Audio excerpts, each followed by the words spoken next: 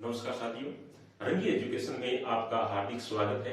आज हम मनोविज्ञान के अंदर अधिगम अक्षमता वाले जो बालक होते हैं उनमें जो विकार होते हैं उनके बारे में अध्ययन करेंगे। चलो साथियों, आज की क्लास को शुरू करते हैं। लिखने संबंधी जो समस्या होती है जिन बच्चों के अंदर उनमें विकार पाया जाता है उसका नाम है डिस्ग्राफिया। क्या नाम है? डिस्ग्राफिया, यानी लिखने संबंधी समस्या। उसके बाद में लेखन व चित्रांकन जो समस्या होती है बच्चों के अंदर जो विकार होता है उसको कहते हैं डिस्प्रेक्सिया। क्या कहते हैं? डिस्प्रेक्सिया। उसके बाद में गणितीय गणना करने संबंधी जो समस्या होती है उसको कहते हैं डिसकैलकुलिया। क्या कहते हैं? डिसकैलकुलिया, यानी गणितीय गणना करने संबंधी समस्या।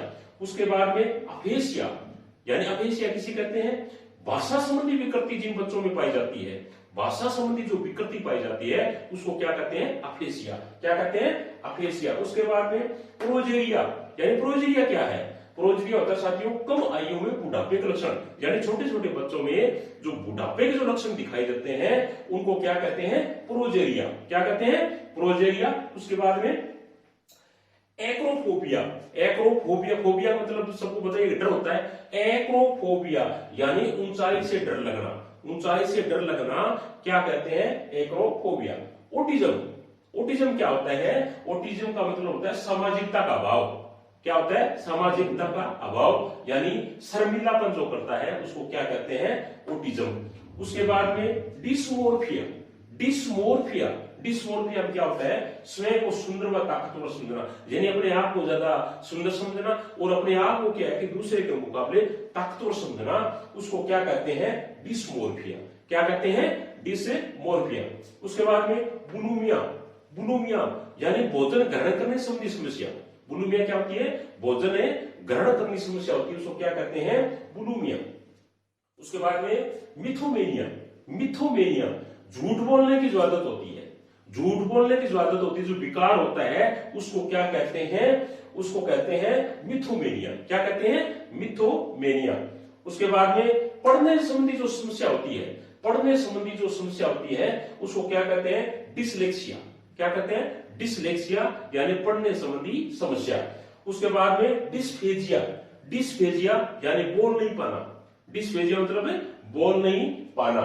उसके बाद में एडीएचडी। एडीएचडी यानी अवधान संबंधी समस्या।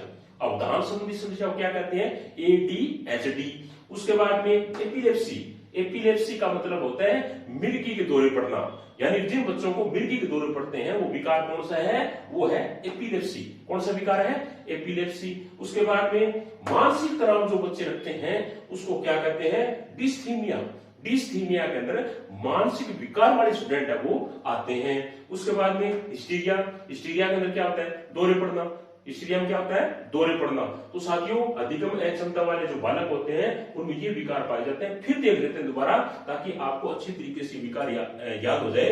राजस्थान की प्रतियोगिता परीक्षाओं में इनसे संबंधित 1 या 2 प्रश्न अक्सर सभी जो प्रतियोगिता परीक्षा है टीचर से संबंधित उनमें देखने को मिलता है। दोबारा देख लेते हैं।